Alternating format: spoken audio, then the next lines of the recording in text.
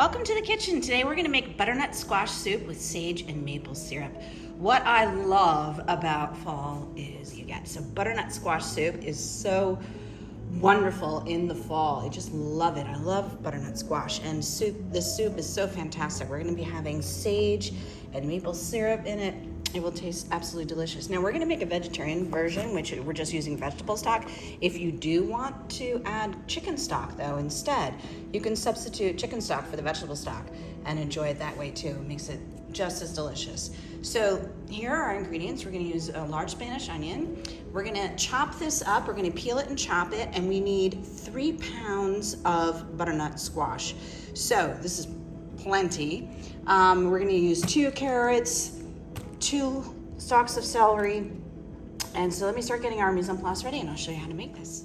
Please subscribe so we can bring you more recipes. Thank you. We're gonna start off with our heat on medium-high, and I'm gonna add 2 tablespoons of olive oil. We're gonna get that warmed up, and then we're gonna saute our onions until they are translucent, maybe light golden brown. And then we're gonna add in our carrots. Let those saute for a couple of minutes, and then we're gonna add in our celery. So we're gonna cook those until they are translucent and beginning to get a little light golden brown color. There we go, we have some beautiful golden brown color coming up on our onions. So let's add in our carrots. We're gonna saute those as well until they become a bit tender. And then we'll add in our celery. Our carrots are tender, and now let's add in our celery. And we'll stir that until that's tender as well, and then we're gonna add in our butternut squash. All right, so here are our big butternut squash. So how do we cut these? I usually find the best way to do it is cut off the top and cut it in the middle. And then this can stand up, and what we can do is I usually peel it with a peeler, just like this. And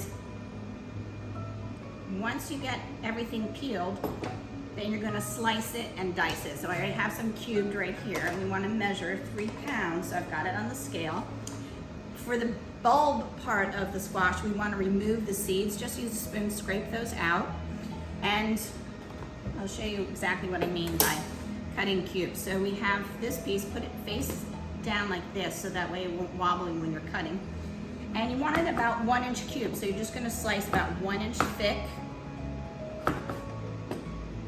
strips here. Then, just turn them over.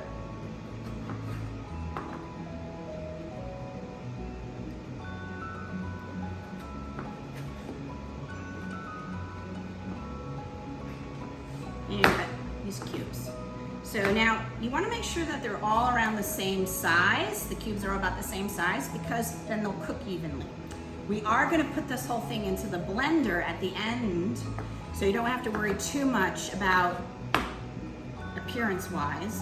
So don't waste all this time with precision chopping. Just make sure they're about the same size.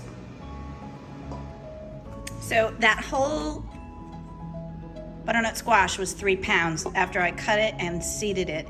So dump this into our sauteing onions, carrots, and celery, and then we're gonna continue to saute this, and then we will add in our vegetable stock. And you can see our butternut squash have been sauteing and they're beginning to break down. So now we're gonna add in our vegetable stock. So we've got vegetable broth, an entire 32-ounce container. And then we're gonna bring it to a boil and simmer. And we'll add in our maple syrup and our sage and cook this. And here is our 2 tablespoons of maple syrup. And we're gonna continue to simmer this for an hour. And I've gotta chop up the sage finely and add that. We're gonna do 1 tablespoon of finely chopped sage. So when chopping the sage, I like to remove the largest leaves from the stalk, lay them on top of each other, and then I can cut nice fine strips and little pieces. So I can cut this way, or I can roll it up and cut this way and then chop it. There we go. And we want to stir that in, and it smells wonderful. Sage is a very delicate herb, Now, if you don't have fresh sage, ground sage, just so you know, is incredibly potent. So I would only say put a 1/4 teaspoon of ground sage in. So 1 tablespoon of fresh sage and 1/4 teaspoon of dried sage if you don't have the fresh. This has been simmering for an hour. You can see all those squash cubes are beginning to break down. It smells absolutely wonderful. So now what we want to do is we want to transfer it into our blender and we're going to puree it. So I'm going to let that cool just a little bit and then we'll add it and puree. There is our beautiful soup pureed, and we're just going to pour it right into our soup bowl, and then I'll garnish it with a little more sage, chopped up sage. It looks so pretty. I can't wait to try it.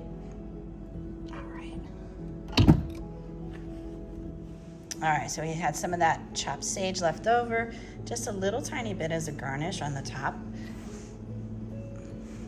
There we go, just a little. That way also people know what is in the soup. So I usually like to garnish it with whatever's in the soup. I'm gonna take a taste and tell you how it is.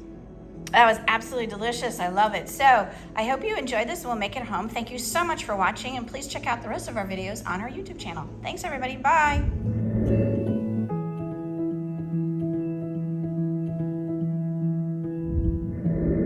For more recipe demonstrations, please click like and subscribe to Chef Victoria Loves YouTube channel and have fun in the kitchen. Thank you.